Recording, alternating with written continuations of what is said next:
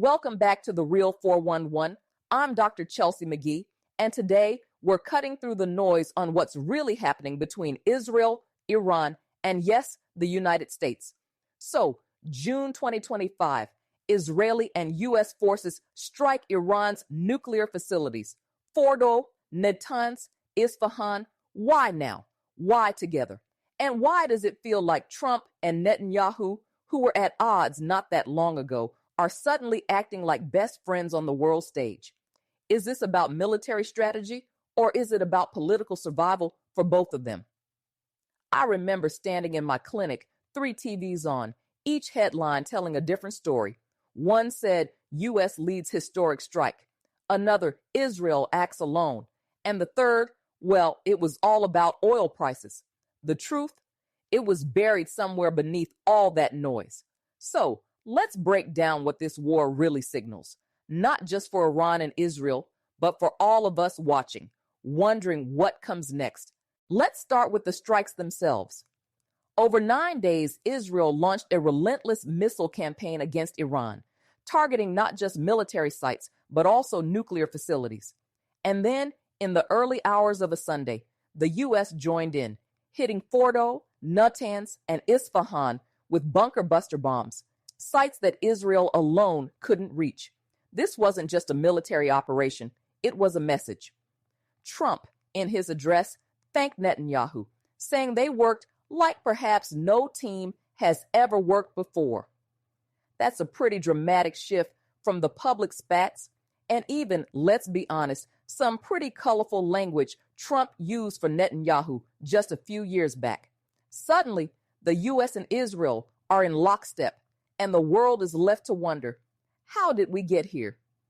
I remember reading those headlines in my clinic, trying to make sense of it all and thinking, if I'm struggling to piece this together, what about everyone else? The public is left with fragments, and the real story is hidden in the gaps between official statements and the chaos on the ground. Now let's talk about the politics behind the bombs. Netanyahu, he's been under fire at home, facing corruption charges and a unified opposition that just days before the strikes was trying to bring down his government. Suddenly, the opposition rallies behind him, suspending criticism in the name of national security. Is this unity in crisis, or is it just political theater? And then there's Trump. His Middle East policy has been all over the map. He pulled the U.S. out of the Iran nuclear deal, wavered on Gaza, and after years of hot and cold with Netanyahu, is now singing his praises. 4 years ago, he was cursing Netanyahu for congratulating Biden.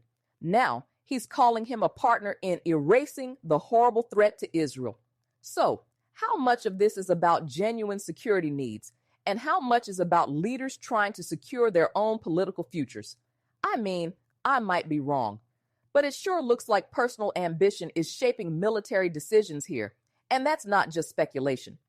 Analysts and even some Israeli officials have said as much. Is this about keeping Israel safe or keeping Netanyahu in power?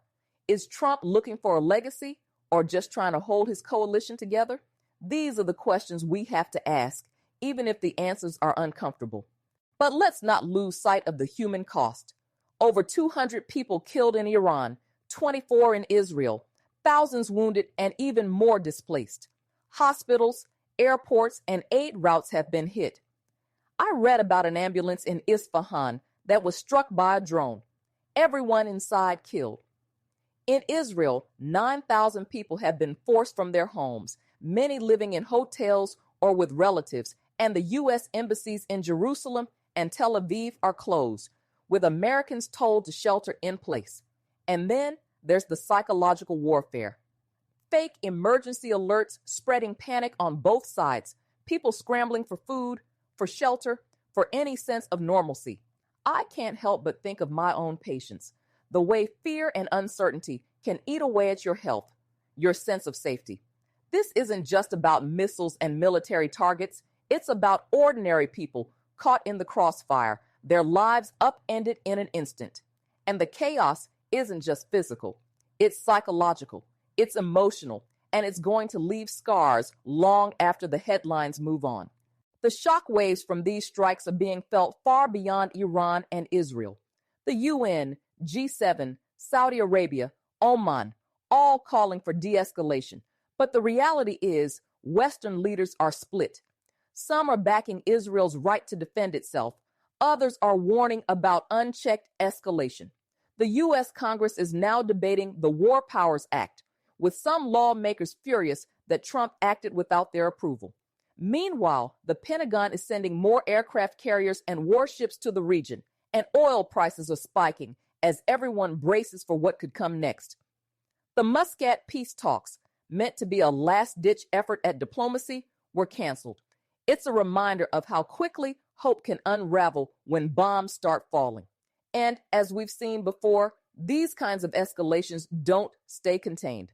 They ripple out, affecting global markets, alliances, and most of all, the prospects for any kind of lasting peace. So, what's the end game here? Israel's so-called octopus doctrine is about striking at the head of the Iranian regime, not just its proxies. But that's a risky move. Some analysts say Israel's overreaching, that trying to force regime change could actually backfire by fueling Iranian nationalism and making the regime stronger, not weaker. Others argue that the only way out is a negotiated ceasefire, but with both sides warning of lasting consequences, it's hard to see how that happens. And then there's the possibility of endless escalation, a cycle of violence and retaliation that just keeps spinning. I think about my advocacy work, fighting for vulnerable communities who always seem to pay the highest price when powerful people make reckless decisions. Misinformation, fear, and violence, they erode hope. They make it harder to imagine a better future. But if we don't keep asking hard questions, if we don't keep pushing for accountability, who will?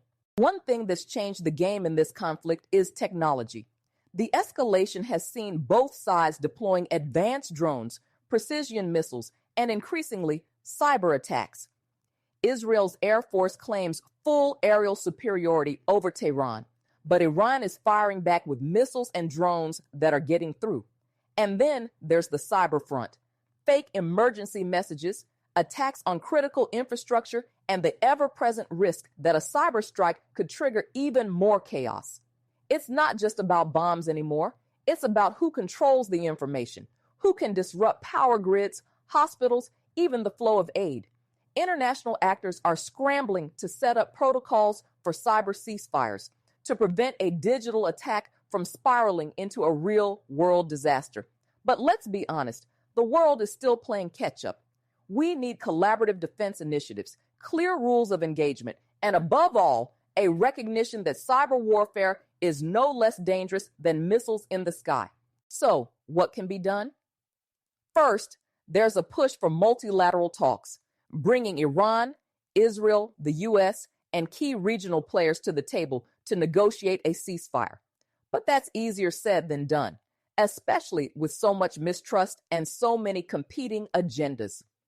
International monitoring mechanisms, maybe through the UN or neutral third parties, could help verify compliance with any agreement, but only if all sides buy in.